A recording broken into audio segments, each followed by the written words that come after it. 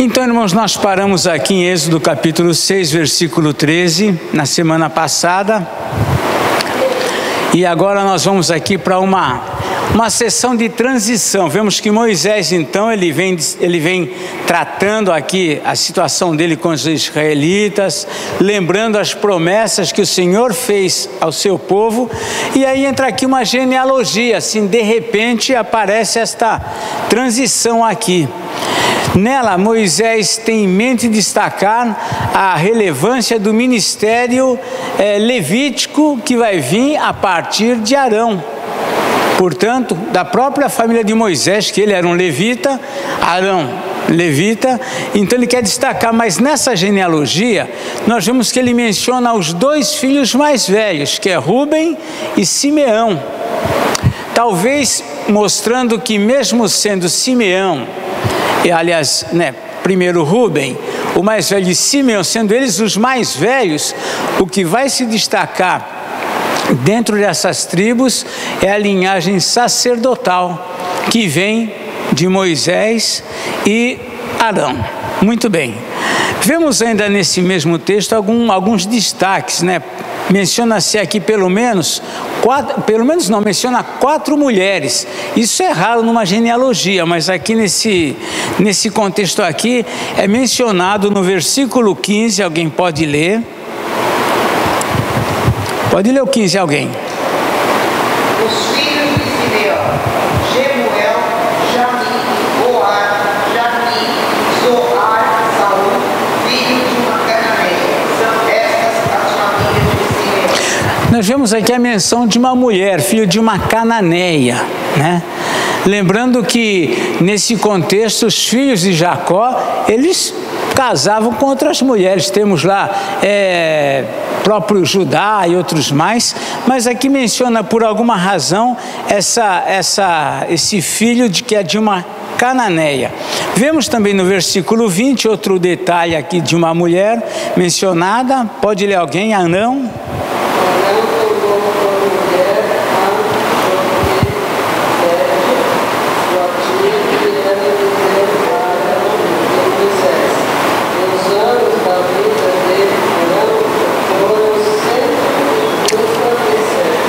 Muito bem, então menciona aqui o casamento de Arão. Arão era o pai de Moisés e de Arão, e ele era casado com a sua tia.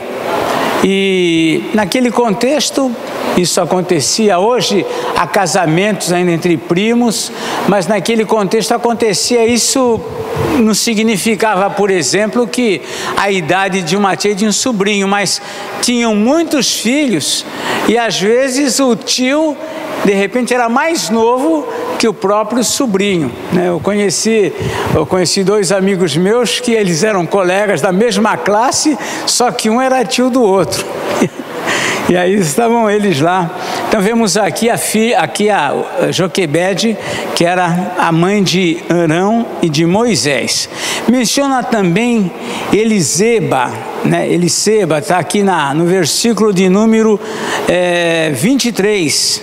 Pode ler alguém? Arão agora. Arão tomou por mulher Eliseba, filha de Aminadab, irmã de Naasson, e ela lhe deu a luz Nadab, Abiú, Eleazar e Itamar.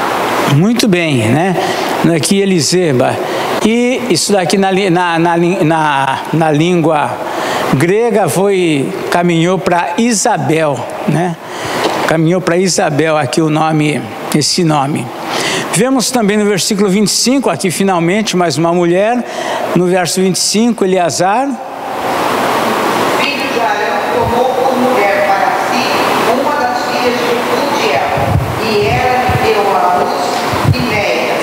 São estes os chefes de suas casas, segundo suas famílias. Então veja bem, então nós estamos aqui, a intenção de Moisés é destacar que apesar dos irmãos mais velhos, Rúben e Simeão, mas a linhagem sacerdotal vem da família agora de Moisés. Lembrando que, se nós formos pensar aqui ainda não tinha ideia do sacerdócio. Quando Moisés, esse texto aqui está tratando de um período que antecede o sacerdócio, mas Moisés, quando escreveu o livro, já tinha passado tudo isso. Então ele vai escrevendo com uma mentalidade de quem já conhece a história. Por exemplo, quando você lê os evangelhos, no evangelho de João, e ele menciona Judas como aquele que havia de trair Jesus. Por que ele menciona isso? Porque ele escreveu o evangelho depois que tudo isso tinha acontecido. Então ele já escreve com um conhecimento do que de fato ia se desenrolar ainda. Muito bem.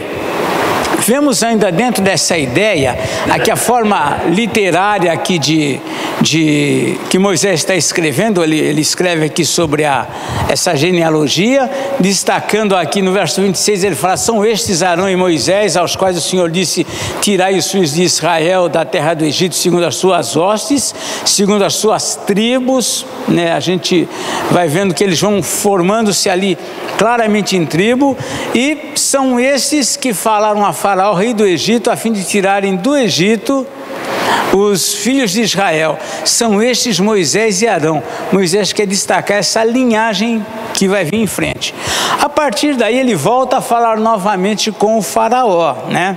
Diz lá no verso 28, no dia em que o Senhor falou a Moisés na terra do Egito, ele está registrando aqui, recordando tudo que ele já escreveu.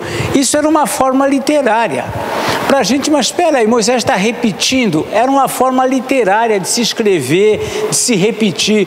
Quando vocês leem, por exemplo, o livro de Daniel, tem momentos que eles vão descrever sobre a questão, por exemplo, lá quando tinha que o povo se dobrar, se curvar diante da imagem de Nabucodonosor. Você vê que ali ele descreve um monte de coisa, as flautas, quando tocar as flautas, lá na frente, ele novamente, quando tocar as flautas, repete tudo novamente. Então isso é uma forma literária deles. E Moisés aqui novamente repete tudo que ele tinha recebido como ordenança da sua vocação, que foi lá no capítulo 3. E ele dá aqui a sua resposta, né? A sua resposta à vocação de Deus. Ele escreve aqui no versículo 30, né? Vamos lá, isso daqui é o resumo todo do chamado dele. Novamente ele resumiu, ele dá a resposta aqui. Verso 30, respondeu Moisés, 6:30, na presença do Senhor: eu não sei falar bem, como pois me ouvirá Faraó? Ele está repetindo tudo o que ele argumentou lá. E essa repetição vai até o capítulo 7, versículo 5 aproximadamente. Ele vai repetindo novamente isso, né? Ele vai dizendo, olha lá o 7:1, então disse o Senhor a Moisés: vê que te constituí como Deus sobre Faraó, e Arão teu irmão será teu profeta. Tudo isso já está escrito lá atrás, mas ele vai repetindo. Mas de qualquer forma, vamos para frente aqui. Moisés e Arão vão novamente a Faraó para prosseguir a missão que o Senhor deu a eles. Vamos ler o versículos 6 e 7 do capítulo 7. Pode ler alguém. Assim fez Moisés e Arão, como o Senhor nos ordenara. Assim fizeram. Era Moisés de 80 anos e Arão de 83, quando falaram ao Faraó. Muito bem, então aqui Moisés está recordando a ideia. Quando eles falaram, Moisés tinha 80 e Arão 83. Claro, Arão era 3 anos mais velho que Moisés. E eles então vão lá para falar com o Faraó, e aqui registra a idade deles. Vamos ler o versículo 8 e 9. Pode ler alguém.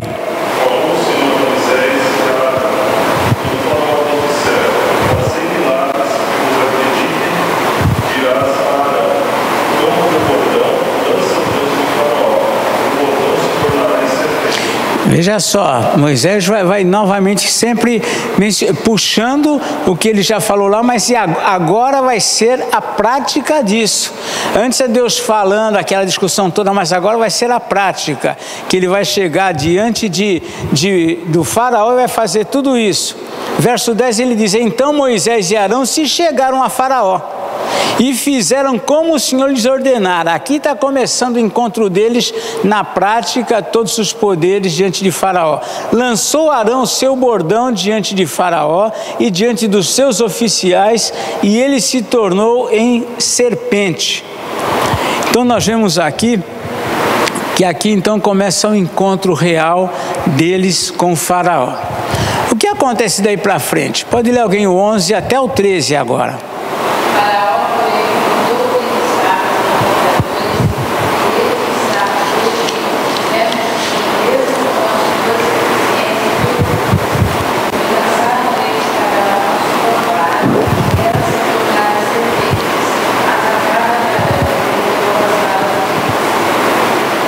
Todavia,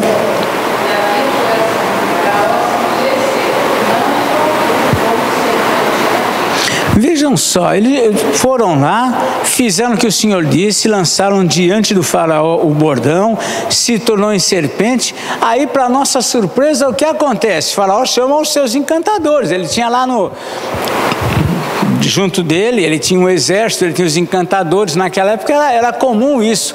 Eles tinham encantadores, eles tinham os mágicos, eles tinham os que consultavam os mortos, eles tinham todo esse grupo de pessoas. E para surpresa da gente, que a Bíblia não explica como, mas diz aqui, o que diz lá o versículo 11 na sua parte B? Os sábios do Egito fizeram também o mesmo com as suas ciências ocultas. Como que pode os magos conseguirem transformar os bordões em serpentes? A Bíblia não explica. A Bíblia não esclarece isso. Há um silêncio aqui. A gente pode tentar pensar, tentar imaginar. Nós não temos uma resposta. Diz o verso 12: eles lançaram cada um o seu bordão e eles se tornaram em serpentes. Eles fizeram o mesmo. É interessante, né?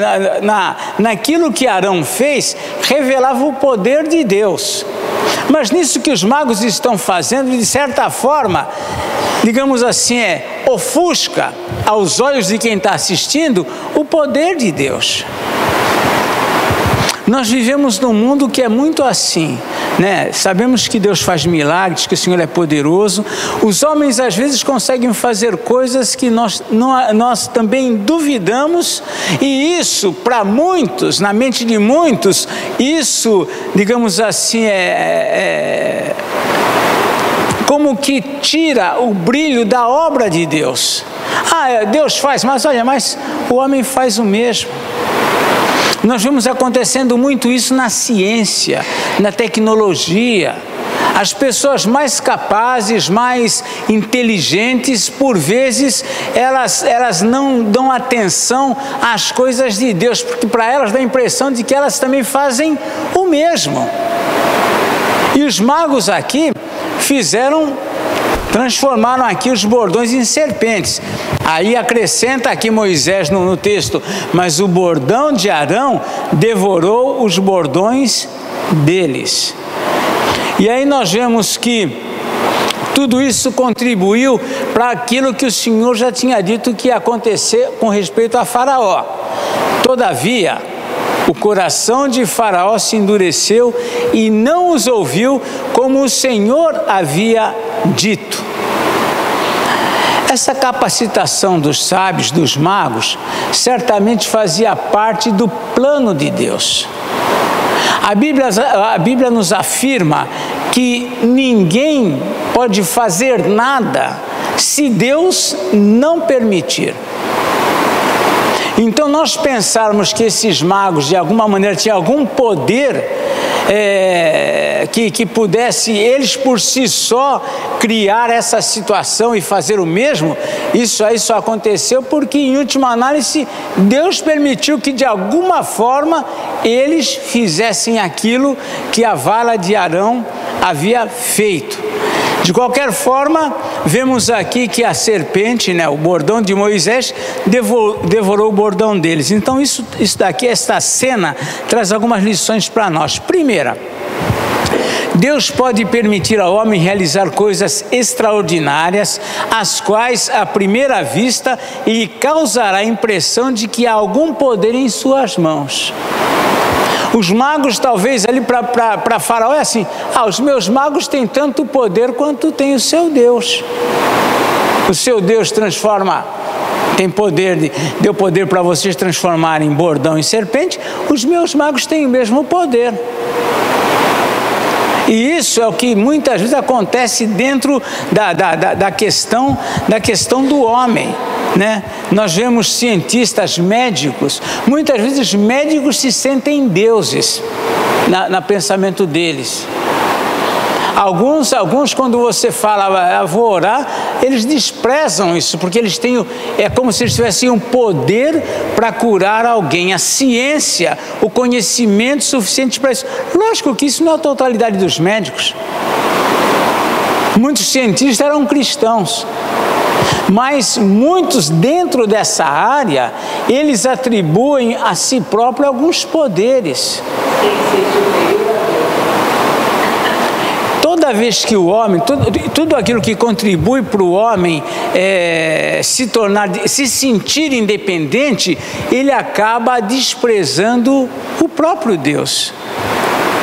Uma pessoa que tem muitos recursos, enquanto muitos lutam e não conseguem resolver seus diversos problemas por falta desses recursos, alguém que tem, ele me diz: eu mesmo resolvo isso. Então, quanto mais poder, quanto mais capacidade o homem tem, isso pode se tornar uma cilada para ele com respeito à fé.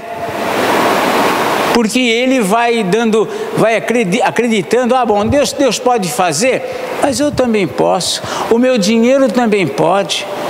Deus cura, mas eu tenho um plano de saúde excelente.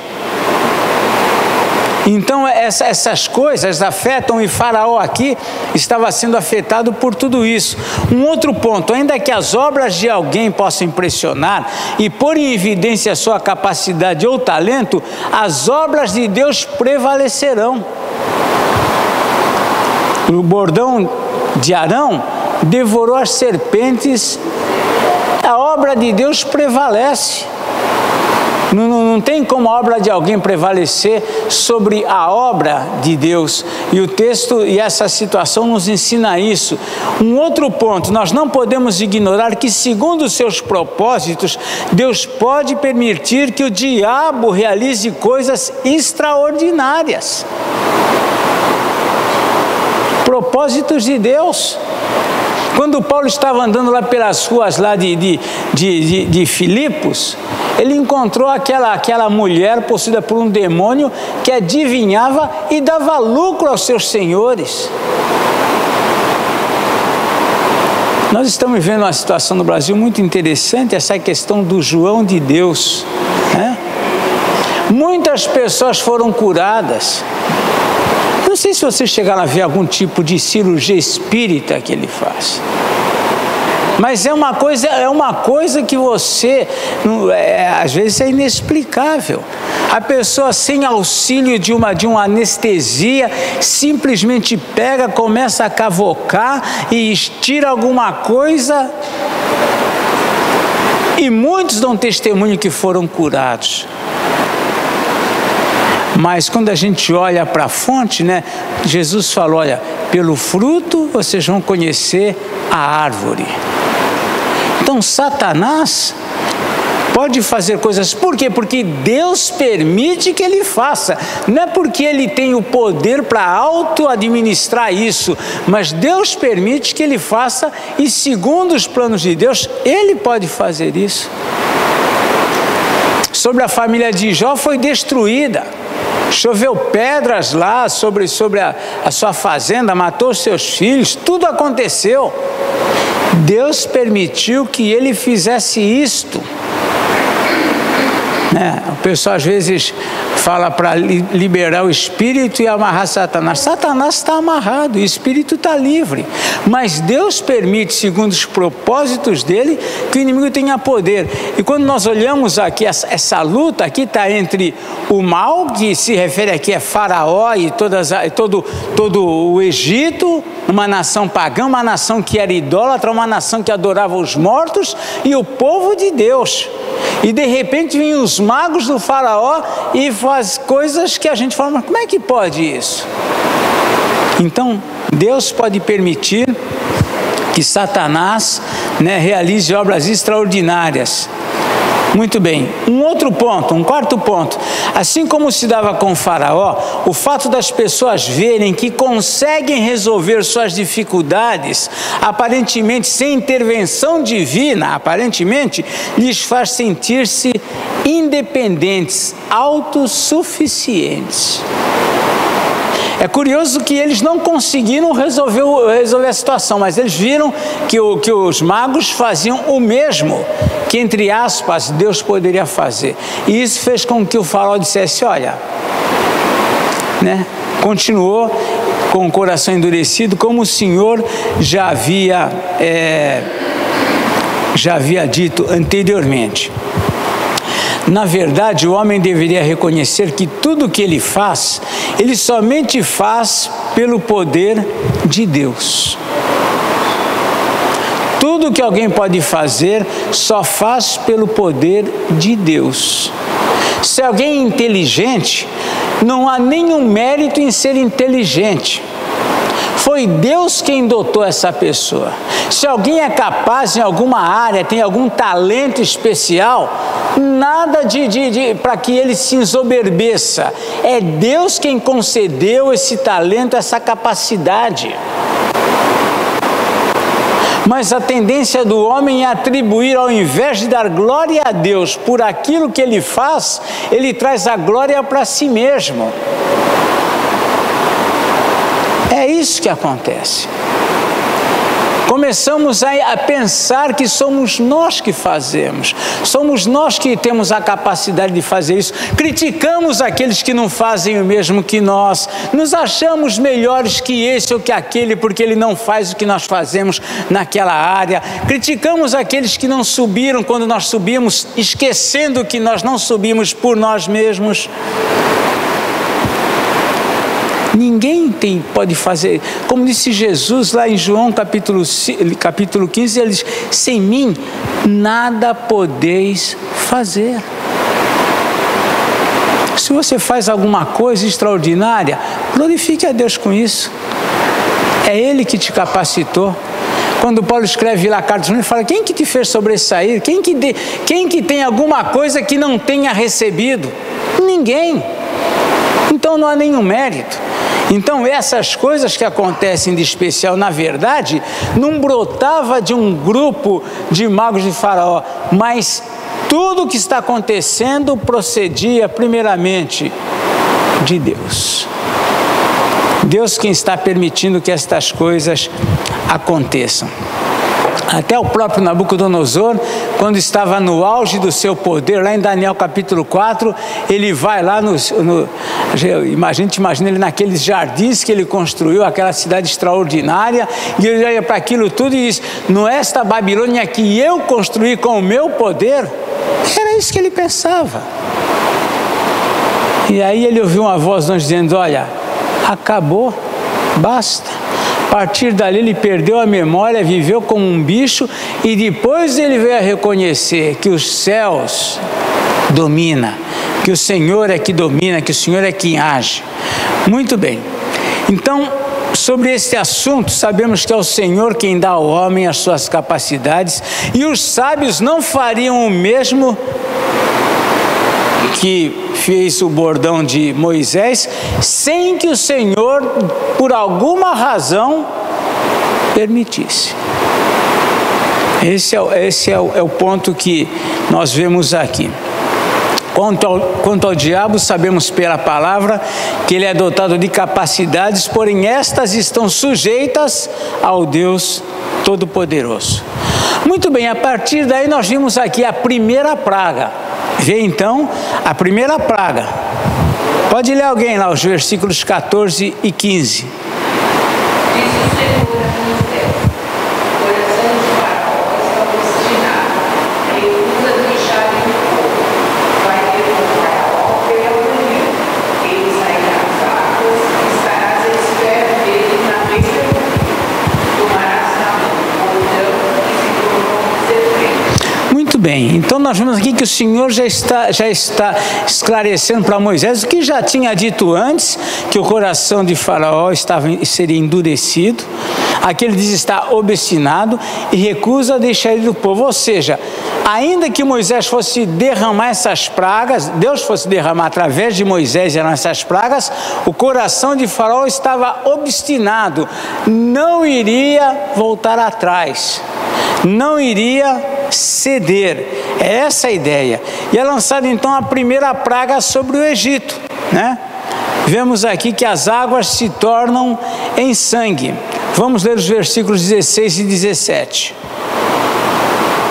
E lhe dirás: o Senhor, o Deus dos hebreus, me enviou a ti para te dizer: deixa ir o meu povo, para que me sirva no deserto, e até agora não tens ouvido. Assim diz o Senhor: nisto saberás que eu sou o Senhor. Com este bordão que tenho na mão, ferirei as águas do rio e se tornarão em sangue. Então essa é a primeira praga, as águas, não só do rio, mas todas as águas do Egito se tornam em sangue. Vemos aqui no versículo 18, diz assim: os peixes que estão no rio morrerão, o rio cheirará mal e os egípcios terão nojo de beber a água do rio. Disse mais o Senhor a Moisés: dize a Arão, toma o teu bordão e estende a mão sobre as águas do Egito, sobre os seus rios, os seus canais, sobre as suas lagoas, sobre todos os seus reservatórios, para que se tornem em sangue. Haja sangue em toda a terra do Egito, tanto nos vasos de madeira como nos de pedra. Então nos reservatórios de madeira, de pedra, tudo que eles acumulavam água, bastava Arão estender o bordão e elas se tornariam em sangue. Os canais, os afluentes do Nilo, tudo se tornaria em sangue. Essa era a primeira praga. Foi uma coisa terrível, por quê? Porque morreram também os peixes. Gente, peixe morto cheira muito mal. Cheira muito mal. E aqui nós vemos que o que aconteceu em decorrência dessa água, alguns chegam a dizer: mas é que tem, vem os teólogos liberais, ou sei lá, os críticos liberais. Acontece que no Egito tinha um período que a água se tornava barrenta, ficava vermelha. Não, era sangue. Na época que a água ficava vermelha e barrenta, os peixes não morriam. Agora morreram. Então tudo se transformando em sangue, algo incomum, algo que fugia ao controle de todos eles. Então Moisés e Arão fizeram como lhes foi ordenado, está aqui no versículo 20.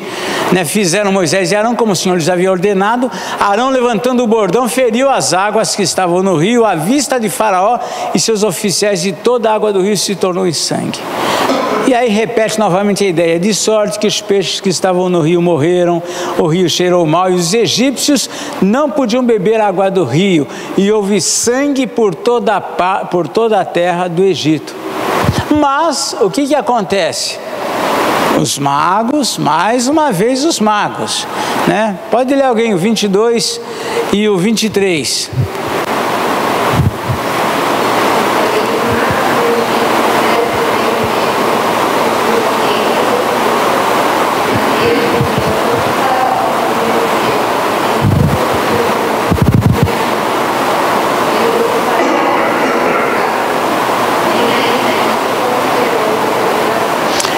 Mais uma vez o Senhor permite que os magos façam o mesmo.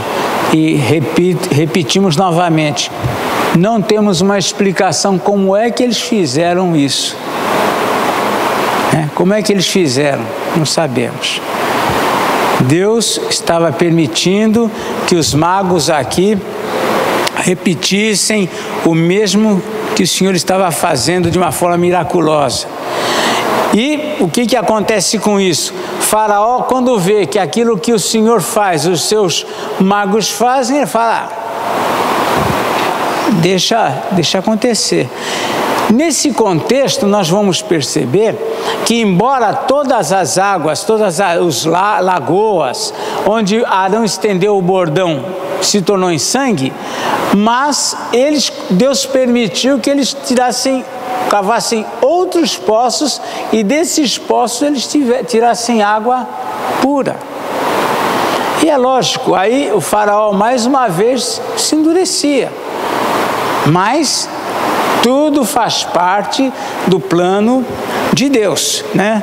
Vamos ver aqui no versículos 24 e 25, fala sobre isso. O que diz lá? Todos os egípcios cavaram junto ao rio para encontrar água e beber, pois as águas do rio não podiam beber.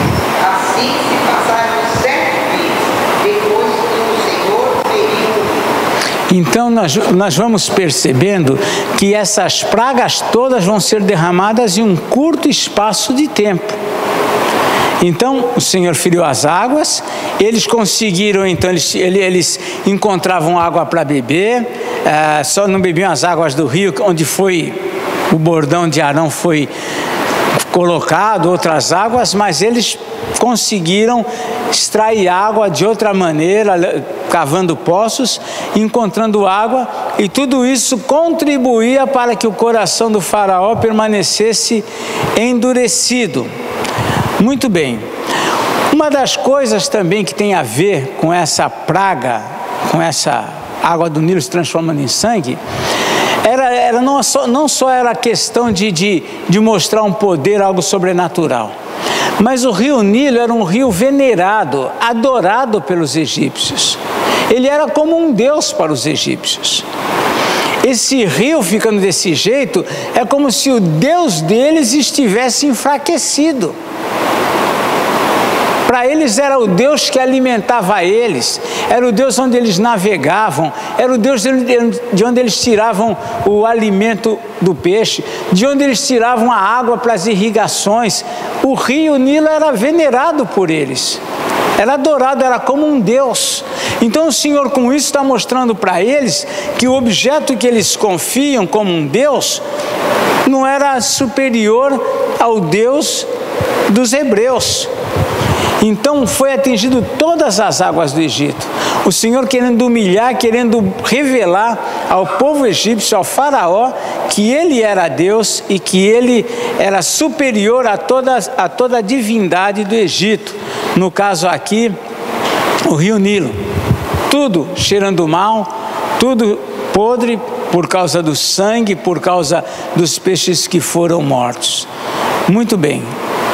Com isso que aconteceu, encontrando eles água, e o faraó vendo que os magos fizeram o mesmo que Arão, continuou de coração endurecido. Muito bem. Com isso vem o que? Vem a segunda praga, as rãs. Gente, vocês podem ir fazendo comentário, alguma ideia, alguma coisa que vocês pensarem aí, pode passar, não tem problema.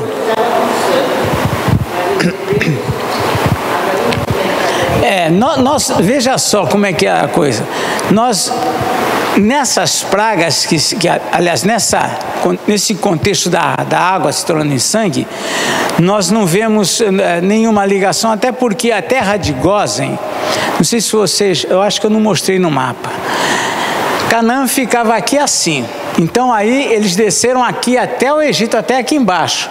O Egito era tudo isso, mas eles ficavam numa ponta de terra o mais próximo possível para atravessar o Mar Vermelho, atravessar pelo Mar Vermelho e chegar lá na terra de Canaã. Então eles ficavam como que à parte um pouco de tudo disso que estava acontecendo. Até esse momento nós não vemos, por exemplo, Moisés escrevendo que na terra de Gósen a água estava normal. Provavelmente estava. Provavelmente. Por quê? Porque era para onde Arão estendia o bordão. Se ele estendesse o bordão para uma lagoa, aquela lagoa virava sangue. Para os reservatórios virava sangue. Então a questão estava no domínio de Arão. E talvez os hebreus não tivessem aqui tivesse alguma forma, algum afluente diferente, algum rio diferente que não fosse atingido. Mas não vemos isso, vamos ver em outras pragas. Vamos ver com clareza que Deus fala, mas o meu povo não vai ser atingido. Aí sim vai ser claramente vai ser clara essa distinção. Mas provavelmente não era atingido mesmo, dona Aula, pois não? Como?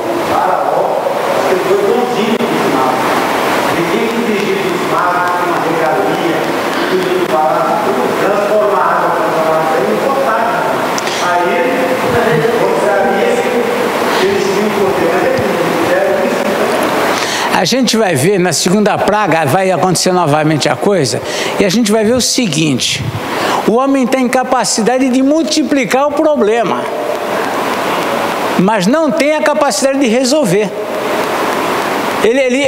Os magos só faziam o mesmo, ou seja, tem piolho, vão multiplicar piolho, se fosse o caso, vão multiplicar as rãs, mas não consegue diminuir as rãs. Desfazer o problema. Criar problema a gente consegue. Vamos multiplicar? A gente multiplica. Eles falam, nós somos bons para criar problema, para fazer problema a gente faz igual. Agora, evitar o problema não. Então nós vemos aqui a praga das rãs. Chega o momento de vir a segunda praga sobre o Egito. Diz aqui o capítulo 8, versículo 1, depois disse o Senhor a Moisés, passaram-se 7 dias, está lá no verso 25 do capítulo 7, capítulo 8, 1 diz assim, disse o Senhor a Moisés, chega-te a Faraó e diz-lhe, assim diz o Senhor, deixa ir o meu povo para que me sirva, se recusares deixá-lo ir, eis que castigarei com rãs todos os seus territórios. Então todos os territórios do Egito seriam castigados com rã. As rãs, eles tinham uma deusa, que a deusa era Rã, né? E a rã era tida como uma deusa, chamava-se, com H, Requete, deusa Requete, e a figura dela era uma rã. Então os egípcios tinham essas coisas, era uma rã, e agora então vai se multiplicar rã em todo o território do Egito. Segundo esta praga, elas estariam em todo lugar. Os versículos 3 a 6 diz assim, olha, o rio produzirá rãs em abundância, que subirão e entrarão em tua casa, e no teu quarto de dormir, e sobre o teu leito, e nas casas dos teus oficiais, e sobre o teu povo, e nos teus fornos, e nas tuas amassadeiras. As rãs virão sobre ti, sobre o teu povo, e sobre todos os teus oficiais. Disse mais o Senhor a Moisés, dize a Arão, estende a mão com o teu bordão sobre os rios, sobre os canais e sobre as lagoas, e faze subir rãs sobre a terra do Egito. Arão estendeu a mão sobre as águas do Egito, e subiram rãs e cobriram a terra do Egito. Só a gente imagina imagina uma situação, né? Tem gente que é com barata, né? Imagina a rãs imagina a situação do Egito, o povo todo, você não tem onde pisar, né? Então, se encheu de rãs dentro dos fornos, no quarto de dormir, ia levantar a coberta, rãs. Imagina a situação que estava acontecendo aqui. Só que o que ocorre? Mais uma vez, vem lá no verso 7, então os magos fizeram o mesmo com as suas ciências ocultas e fizeram aparecer rãs sobre a terra do Egito. Olha lá os magos lá. Em vez dos magos arrumar uma forma de fazer desaparecer as rãs, eles só conseguiam mostrar, olha, nós conseguimos.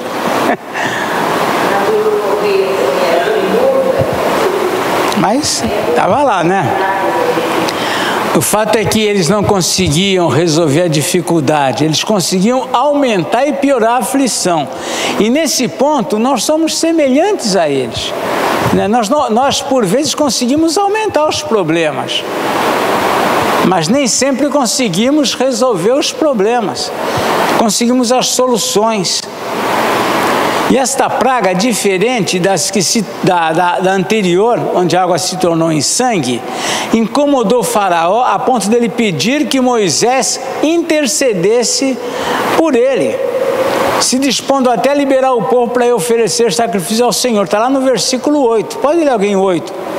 Chamou Faraó a Moisés e Arão e lhes disse: rogai ao Senhor que tire as rãs de mim do meu povo. Então deixarei ir o povo para que ofereça sacrifícios ao Senhor. Veja, essa praga, mesmo os magos tendo feito o mesmo, Faraó estava incomodado. Essa mexeu com ele, né? Essa praga mexeu com ele. Roga ao Senhor, né? Rogai ao Senhor que tire as rãs de mim do meu povo, e eu vou deixar vocês irem lá oferecer sacrifício. Aí o que acontece? Olha que interessante, né? Diz aqui, né? Falou Moisés a Faraó, versículo 9: digna-te dizer-me quando é que hei de rogar por ti, pelos teus oficiais, pelo teu povo, para que as rãs sejam retiradas de ti e das tuas casas e fiquem somente no rio. O que a gente imagina que Faraó deveria responder? Agora, resolve isso. É isso que qualquer um faria. Gente, eu não aguento essa rã, por favor, agora. Aliás, ontem, né, a gente sempre fala, ontem. Fala ontem, Moisés, não é agora, fala ontem sobre isso. Mas, para nossa surpresa, o que o Faraó responde? Amanhã.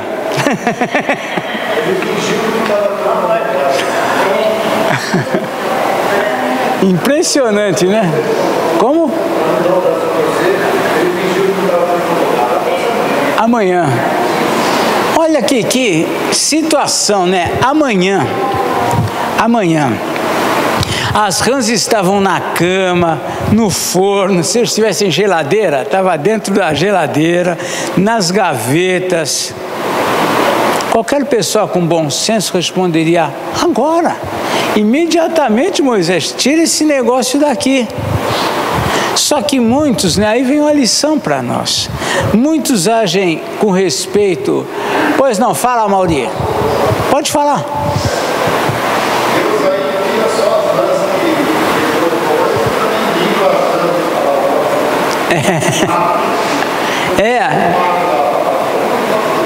Era o total, né? Era completa, né, a coisa, né? Mas vejam que muitos agem com respeito às lutas e dificuldades, muitos agem que nem o Faraó. A gente acha um absurdo esse negócio do Faraó dizer, né, amanhã. Mas muita gente, com respeito às coisas de Deus e às suas lutas, age exatamente igual. Pessoas que estão em desespero, pessoas que estão passando por lutas, por dificuldades, e alguém fala: olha, vamos buscar a Deus. Vamos para uma igreja, vem comigo para ouvir um culto, vamos conversar com alguém sobre isso. Amanhã eu vou, um dia eu vou lá. Mas a pessoa, as rãs já estão subindo, já estão entrando nas orelhas dele, e ele, em vez de dizer, ó, não, eu vou buscar a Deus agora, ele diz, não, amanhã. Olha, um dia eu vou para a sua igreja. A pessoa está num desespero, você está vendo que a vida dela está, como disse o povo, está destruída. Mas ao invés dela tomar uma posição, ela diz, amanhã.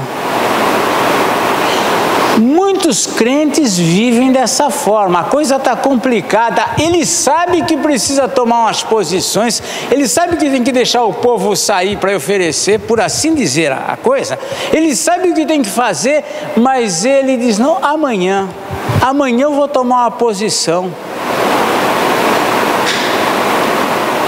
amanhã eu vou levar mais a sério a minha vida com Deus, amanhã eu vou começar a ser fiel, mês que vem eu vou começar a ser fiel, nos dízimos, sei lá. Enfim, as pessoas, esse absurdo que nós vemos na vida do Faraó, é um absurdo que está acontecendo na vida de muito crente e de muita gente. Quando que é para resolver o problema? Amanhã, vai, amanhã. Assim dá para a gente pensar, dá para a gente ver se o nosso se dissolve sem precisar eu tomar alguma posição. De repente as coisas se resolvem sem eu ter que dar alguns passos que eu não estou a fim de dar. É assim que a gente vai levando a vida da gente, e muitas vezes. Acho que o Farol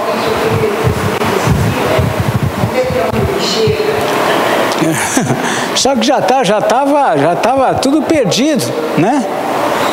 Mais uma vez o rei revela resistência ao pedido de Moisés, segue a vida adiando essa permissão para que o povo fosse oferecer sacrifícios. O fato de determinar o dia e realmente as rãs morrerem era mais uma prova que a mão de Deus é que tinha feito estas coisas. Então ele disse, né, amanhã. Moisés disse, seja conforme a tua palavra. Tá bom, então amanhã, né, para que saibas que ninguém é como o Senhor nosso Deus. Ou seja, o fato dele dizer amanhã, e no caso amanhã, que era o dia seguinte, morrerem as rãs, isso era a prova de que quem tinha o domínio sobre aquilo era o Senhor. Só que uma vez resolvido o problema, nada de novo, não é assim? Nada de novo. Depois que o Senhor age, aliviou a mão, resolveu o problema, aí a gente esquece os votos que nós fizemos, nós dissemos que íamos viver assim, mas agora já está resolvido, nós falamos que ia andar dessa forma, mas agora já está tranquilo. O faraó somos nós. Uma das maneiras de você ler a Bíblia é você estar lendo e se colocando no lugar desses personagens. Você vai se descobrir na vida de muitos deles. Nós vamos nos descobrir, olha, o faraó somos nós.